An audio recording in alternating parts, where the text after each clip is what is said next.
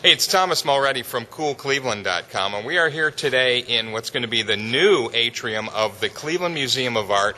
We're here with Director David Franklin. Thanks so much for taking time, David. Not at all, Thomas. It's great to see you. This is amazing where we are here. I mean, we're here to talk about your new economic impact study you just released, and we get in this space, and I'm blown away.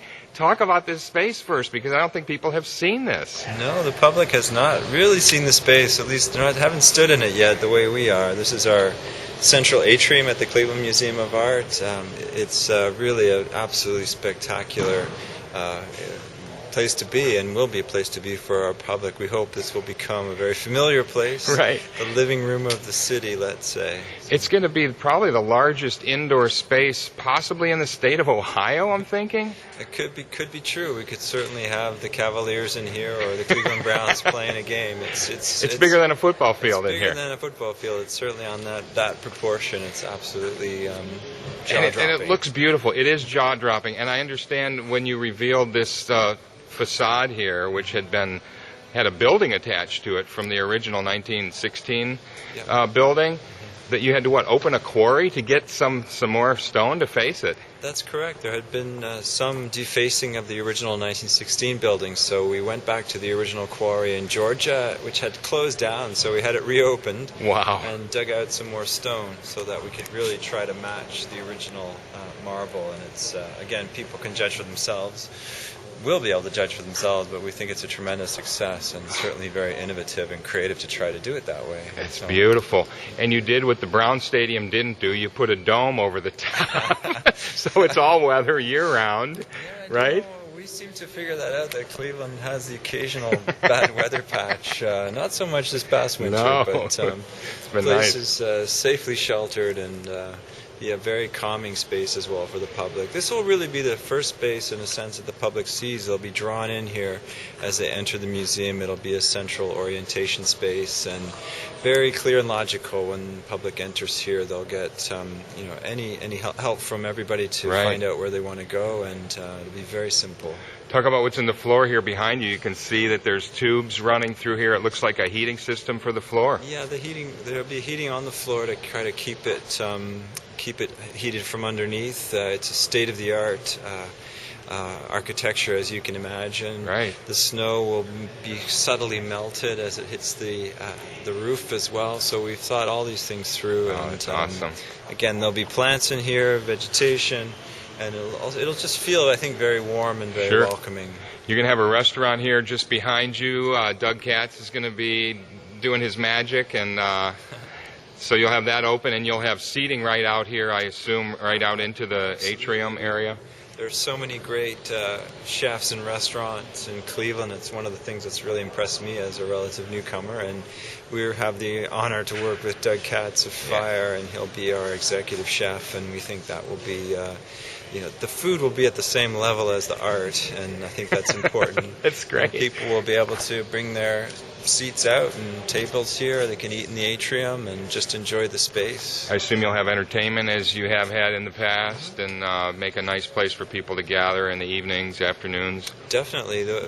Our Viva Gala performances will use the atrium just as they use Gartner Auditorium or a gallery. We'll use the atrium as a venue for concerts and performance, but matching it to particular types of performance as well, so that the atrium will have a distinct identity as a performance space. We think it will be one of the most coveted and premier of performance spaces in the world, and we'll also put contemporary art in here. And again, I think contemporary artists will be falling over themselves to try to get a chance to have this distinct presence in the art world. So it feels exciting. like a great place for contemporary art. That's a nice move. And behind you, of course, your bookshop, and which is going to be expanded and will be accessible here. You'll have a better flow of traffic through, because I think you've had some issues. You released an economic impact study. We should talk about this. Congratulations, $140 million or so a year of economic impact. Did that surprise you that it was so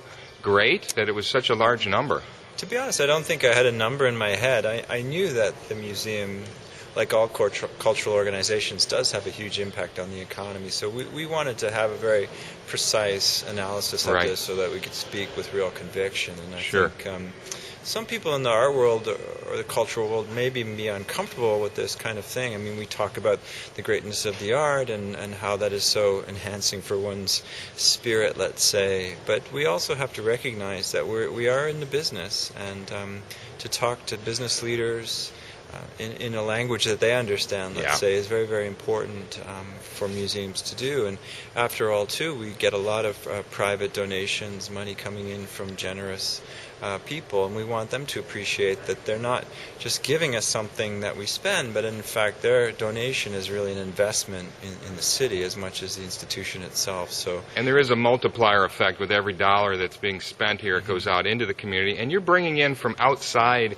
the region as well. And we talk about the Rock and Roll Hall of Fame doing this, bringing a lot of people in from outside, but the Cleveland Museum of Art is also a big driver of bringing people in, getting them to leave their wallets or part of it behind when they leave, right?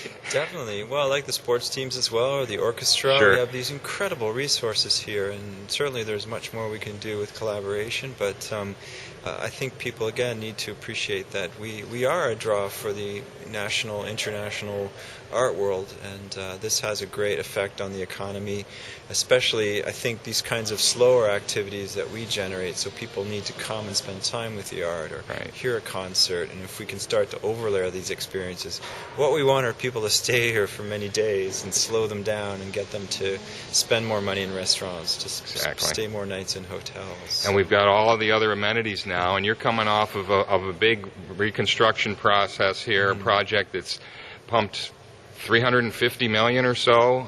It's a big deal. And you talk about this being a business. How challenging has it been? The economy's been tough. A lot of the funding sources have been relatively flat because they're invested in the market, et cetera.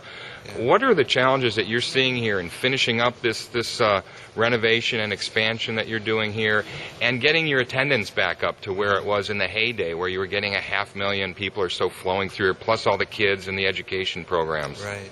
It is a challenging time for everyone, certainly. I think when they embarked on the $350 million campaign, I don't think the museum trustees, of course, anticipated the economic downturn, so we've had to adjust to that. But no one has reneged on their promise. I think people really appreciate and see the collective value of this institution. Again, this notion of a return on investment. So I think the product, or what people can see that's coming, speaks for itself as something terribly exciting, and we've not suffered too much in that sense, but we really are looking to the future, and that we hope to have as many as 500,000 people through here in 2014 when we're fully open, and the Atrium will be open towards the end of this year, so that's coming. That's our next milestone, but it's all rolling out. It's very nice. The East exciting. Wing, now this, I'm telling you, you're making us proud. Thank you so much, David. Thanks for taking time today.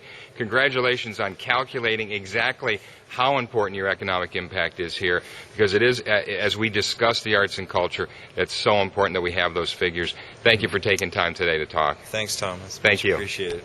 Bye. Hey, it's Thomas Mulready from CoolCleveland.com. Have a great week in Cool Cleveland.